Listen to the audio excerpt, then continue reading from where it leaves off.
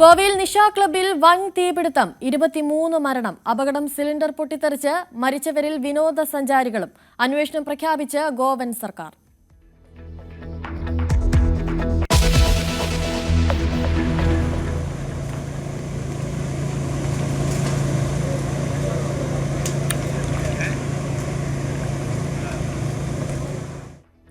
കൊല്ലം കുരീപ്പുഴയിൽ വൻ അഗ്നിബാധ. കായലിൽ കെട്ടിയിട്ട ബോട്ടുകൾക്ക് തീപിടിച്ചു. നിരവധി ബോട്ടുകൾ കത്തിനശിച്ചു.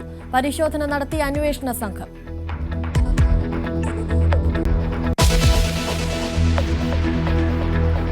തദ്ദേശ തെരഞ്ഞെടുപ്പിന്റെ ആദ്യഘട്ട പരസ്യ പ്രചാരണം ഇന്ന് അവസാനിക്കും. മറ്റന്നാൾ വിധിയെഴുതുക 7 ജില്ലകൾ. വോട്ടുറപ്പിക്കാൻ സ്ഥാനാർത്ഥികൾ. പ്രതീക്ഷയിൽ മുന്നണികൾ.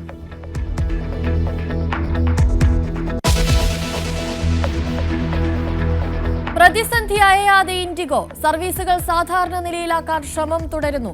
ദുരിതം നേരിട്ട യാത്രക്കാർ. വിമാനത്താവളങ്ങളിൽ പ്രതിഷേധം.